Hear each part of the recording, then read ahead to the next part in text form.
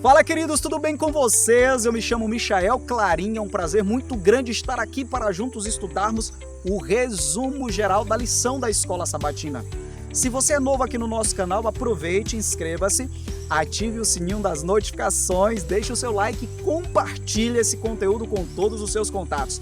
Vamos formar um grande exército de estudantes da lição da Escola Sabatina. Mas sem mais delongas, roda a vinheta e vamos para o vídeo.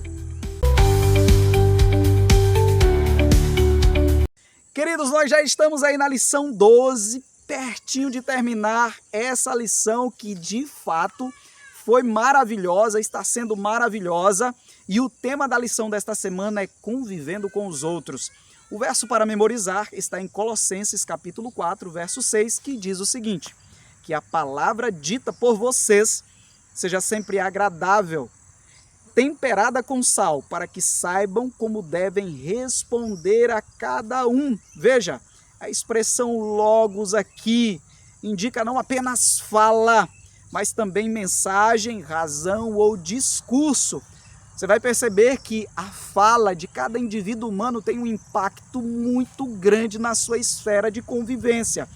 E Paulo, quando usou essas palavras, ele estava se referindo ao conteúdo e ao tom da comunicação cristã. Nós, como cristãos, temos de fato uma influência grande. Nós, como cristãos, precisamos pensar muito bem sobre o que nós iremos falar.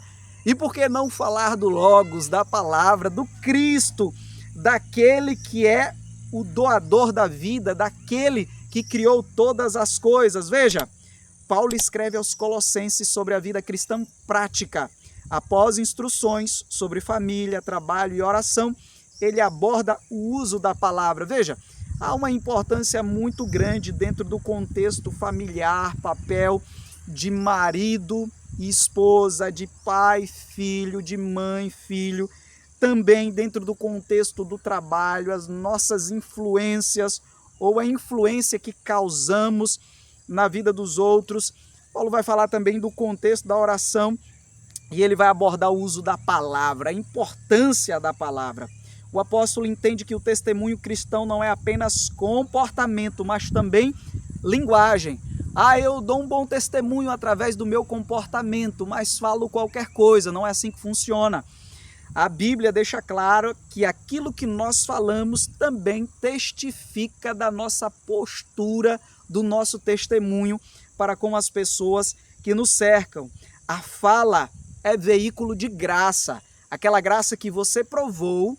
Veja, eu sempre gosto de pensar aquilo que eu fui no passado, não para ficar remoendo o passado, mas para lembrar de onde Cristo me tirou e até onde Ele me conduziu. Ele me trouxe até aqui, Ele te trouxe até aqui e Ele vai continuar nos conduzindo até as mansões celestiais. Amém? Veja, alguns termos chaves aqui na lição desta semana. Sempre agradável. Aqui é a mesma palavra para graça no grego, que remete de fato ali à graça divina ou à benevolência de Deus. Deus é um ser gracioso, bondoso. A palavra do cristão deve refletir o favor imerecido de Deus. Nós não merecíamos salvação, mas Deus em Cristo Jesus, de graça, pagou o preço que era nosso para nos salvar. E por isso nós precisamos transmitir essa graça todos os dias. Nós precisamos, de fato, levar esperança. Outro termo-chave é temperada com sal. Veja só, no mundo antigo, o sal preservava e dava também sabor. E nós precisamos ter sabedoria, discernimento, pureza para impactar a vida das pessoas. Outro termo é responder a cada um, que vai indicar a adaptação contextual. Aonde você está vai exigir de você uma postura diferente. O que você vai falar precisa ser reavaliado como cristão. Cada ambiente define muito como nos comportaremos e aquilo que falaremos. O cristão deve ter sensibilidade para falar de forma apropriada a cada situação, em cada momento. Aqui nós temos a palavra grega aproknestai, quer dizer responder, dar uma resposta adequada, uma resposta bem colocada. Veja, Ellen White vai afirmar o seguinte: nossas palavras devem ser como sementes que levam vida e esperança. E não é uma vida que emana de nós, é a vida que emana de Cristo. Nós somos apenas o conduto e automaticamente as pessoas passarão a ter esperança. A palavra é instrumento missionário. Veja, Testemunhos, volume 3, página 449. Então, queridos, as nossas palavras precisam de fato refletir o caráter de Cristo, precisam refletir o amor de Cristo. O falar cristão é parte da santificação. Assim como o sábado é sinal externo de fidelidade, a linguagem é sinal audível da presença de Cristo. Veja, quando eu guardo o sábado, automaticamente as pessoas elas observarão e dirão, de fato, aquele se submete àquele princípio que ele entende ser um princípio bíblico e ele é fiel. Então as pessoas olham e elas observam o testemunho humano. Todavia as nossas palavras também, elas falam muito sobre a nossa santificação. O Espírito Santo é quem dá a palavra certa no momento certo. E veja o que é que diz Atos capítulo 4, verso 31. E tendo orado, moveu-se o lugar em que estavam reunidos e todos foram cheios do Espírito Santo e anunciavam com ousadia a palavra de Deus. Em outras palavras, precisamos clamar a Deus para que o Espírito Santo seja nos dado, derramado sobre nós, para que tenhamos sabedoria, para que Ele coloque as palavras certas nos nossos lábios. O cristão não pode falar qualquer coisa, de qualquer maneira, ele precisa pensar, ele precisa orar. E de fato o Espírito Santo vai direcionando, vai guiando e vai dando entendimento. Queridos, veja, a palavra ela tem poder cotidiano. O tempo todo nós estamos falando, estamos nos comunicando. E a partir da nossa fala estamos influenciando as pessoas para o bem ou para o mal. Cada frase pode ser um canal de graça ou também um canal de desgraça. Pergunto eu a você, você tem levado graça para a vida das pessoas ou desgraça? Veja, a palavra maldita é um veneno que destroça a vida de qualquer ser humano. Veja, o sal da fala preserva relacionamentos. Sem ele, a comunicação apodrece em críticas e agressividade. Tira o sal, tira o equilíbrio. Você vai perceber que o cristão ele perde o rumo. Responder a cada um é missão contextual. Veja, o evangelho não é genérico, ele se adapta às necessidades individuais. Obviamente eu não estou falando que você vai mudar os seus princípios, pelo amor de Deus, mas nós precisamos, no momento de falar, contextualizar o que iremos falar, porque uma palavra maldita pode levar alguém à perdição. E veja, a boca fala do que o coração está cheio. Você entende? Se você fala de amor, automaticamente o teu coração está cheio de amor, mas se você vive falando de violência, se você vive fofocando, se você vive vendo sempre o lado negativo das coisas, é disso que o teu coração está cheio.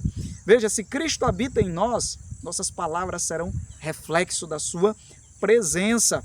A presença de Cristo em nossas vidas, de fato, vai refletir nas nossas palavras. A palavra sem graça é ruído e a palavra com graça é testemunho. Pergunto a você, você tem apenas sido ruído para os ouvidos das pessoas ou você tem dado um testemunho da graça de Deus, daquilo que Deus fez na sua vida, está fazendo e continuará até a volta dele? O sal da fala deve, de fato, ser refletido por nós. E a pergunta é, será que eu tenho tido sabedoria que impede a corrupção da alma? Eu posso levar alguém a salvar a alma através da minha fala, mas através da minha fala também aquela pessoa pode se perder. Por isso, preciso ter muito discernimento, preciso ter a minha mente voltada para aquilo que Deus, Cristo, faria no meu lugar. Responder a cada um é mais que falar, é discernir o coração, é cavar profundamente para entender o que está passando na mente da outra pessoa. Eu costumo dizer que antes de falar nós precisamos ouvir. Antes de falar, ouça primeiro. Aquele que é precipitado no falar muitas vezes erra o alvo. Então, quando ouvimos as outras pessoas, automaticamente temos mais propriedade, mais segurança e entendemos os caminhos que precisamos trilhar. Cristo não apenas transforma o que fazemos, mas também o que dizemos. Ou seja, testemunho não deve ser visto apenas nos seus atos diários, na guarda do sábado, no não adulterarás, não, mas também nas palavras. Tudo isso é importante, mas ele transforma também as nossas palavras. Veja só, John Stott disse: a linguagem é o teste da maturidade espiritual. O cristão não apenas crê diferente, ele fala diferente. Se você é um cristão que de fato tem maturidade, você vai agir diferente, também falará diferente. Ellen White, no livro A Ciência do Bom Viver, página 329, ela diz o seguinte: que cada respiração seja uma oração. Quando oramos, quando clamamos a Deus, Ele vai nos dando discernimento. Eu gostaria de fazer 4 perguntas para você. A primeira pergunta: será que as suas palavras têm refletido Cristo ou apenas as suas emoções? Será que as suas palavras têm refletido Cristo, a graça, a salvação, ou apenas as suas emoções? Quando você está irado, você é dominado por aquele momento, pela ira. Quando você está emotivo, você é dominado, você está magoado, é dominado pela emoção, ou você é dominado por Cristo? Veja, será que o sal da nossa fala preserva e edifica, ou está corroendo e destruindo? Pense comigo. Pense aí, bota sua mente para pensar. Terceira pergunta: você tem buscado o Espírito Santo para dar a palavra certa no momento certo? Amém? Você tem? E quarta pergunta: como você pode transformar a sua comunicação em instrumento missionário, tanto no trabalho, no lar e também na igreja? Já parou para pensar?